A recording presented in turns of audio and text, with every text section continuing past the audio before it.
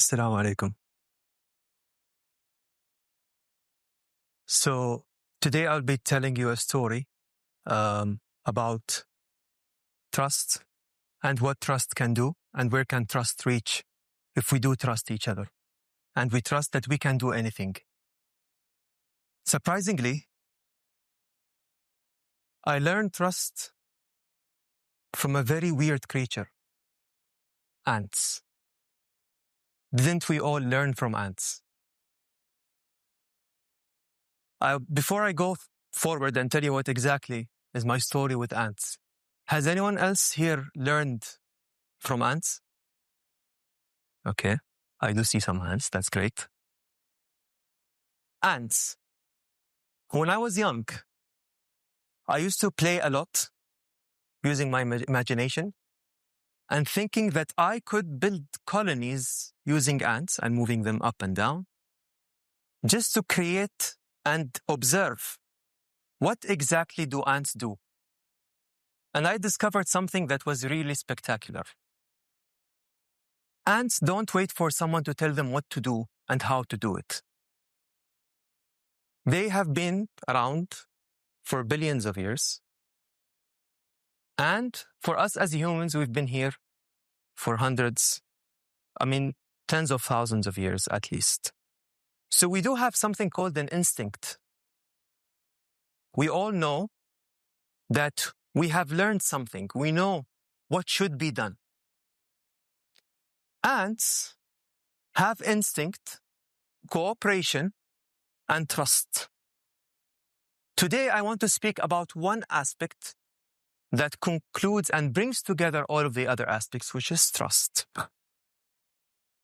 Of course, I think ants are looking for this young person because he used to do a lot of moving around, and I think a lot of ants are still looking for me. But I learned a lot. Humans and ants have a shared purpose in life, which is to grow and survive. We all are here sitting in this hall, also having a shared purpose to learn. Why do we learn? To grow. So we all have a shared purpose, and that's correct. But I also discovered that ants do have leadership, but their leadership is not done through control. I never saw, we do see it in the ant movie that there is an ant moving people around, but in reality, ants have instincts. They all know what they need to do and how they fit in. So I found that there is an architecture which we can use to describe how ants work. And because I'm an architect, I see it in two aspects. It is the canvas where you paint or you build the frame and let others paint and trust that the outcome of that painting is beautiful. The other aspect is that build the frame and let others fill the rooms with the furniture and trust that that furniture will be beautiful. Now, I grew up in the Sultanate of Oman, being an Omani. I grew up in a culture of trust. And growing up in a culture of trust, I trusted that our culture can create the best outcome if we really stick to it and continuously develop it. So, in architecture, I always used to build and design with trust and conviction that Omani architecture is the best. Some people told me, no, your typical fort or بالعربي قلعة designs have gone out of time. خلاص, it's too old. And I stand and I said, no, I trust in my culture that this is the best. And that built something for me. Trusting, surprisingly, in Omani culture made me also trust in the youth of Oman and Oman as a community and society. And who better to reflect our society than our architecture? That also made me trust that I can also pursue my passion of perfumery because I love perfumes. So I trusted in myself that I can continue, and the only thing that can stop me is my own self. No one else can stop me because you are your own enemy if you decide to be, And you are also your own champion if you decide to be. It's only a matter of what you choose to think about yourself. So from cultural trust, I took a creative risk. And I started with a very weird type of perfume. And people told me no one will use oil-based perfumes, or in Arabic we call it adhan. It's too old. Malshiyab. I didn't believe that. This is our culture. And I used the power of marketing to convince people that this is the correct way and this was the origin of perfumery.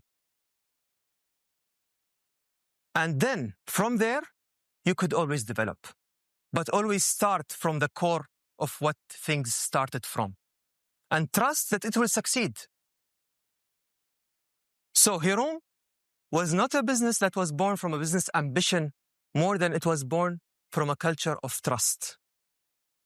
And I trusted that I could do it. And my partners trusted that yes, he can do it. So it's a matter of supporting each other. And when we trust and support each other, we will accomplish a lot of things. Now, when I graduated in 2020, I was a graduate of urban planning and architecture. Surprisingly, the only job I found at that time during COVID was innovation. Moving into a world which I know nothing about, I moved with perseverance, trust, and I trusted that if I put effort and learn, I will do it. Inshallah, I will do it. If you believe that you can do it and you have in yourself that God will be with you, inshallah, He will be with you. And then you will do it.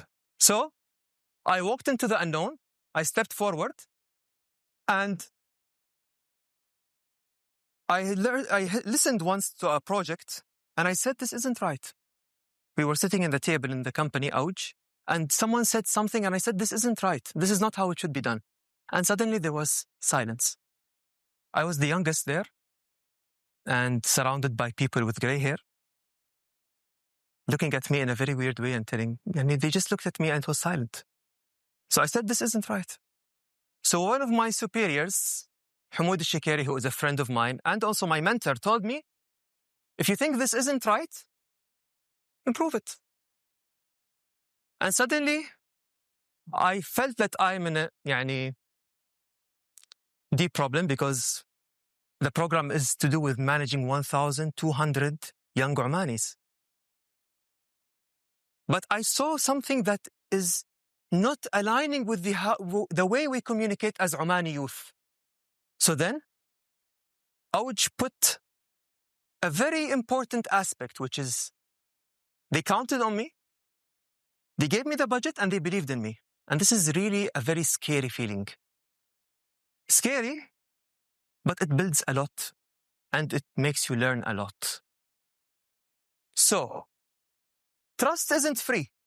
And don't expect someone to feel your trust if you don't put a risk. You need to give. You need to give the risk and you need to give the money. And then experiment and see how the people or the youth learn from that. So when you trust yourself, your family, your society, and your team, you will be able to lead. And if you fall, they will support you. So make sure that you build this architecture in that way. Dr. Yousef once told me that Al-Qa'id yasna' qa'id. And I reinforce that and say Al-Qa'id yasna' qadir. So from the program of .next Jadir, we created a movement. This movement meant that I saw the people I used to mentor leading programs. And that was all because they trusted that this person can do something. But during the first years of the program, they looked at me and they said, you are young. Why do you mentor us? So it's not only a matter of, it's not a problem only between youth and non-youth, but it's also a matter between us as youth. We need to trust each other that we can accomplish something great. And trust created outcomes. And we were able to quantify what trust can do when it is given to the youth for them to lead. And the good thing is that our culture rewards trust.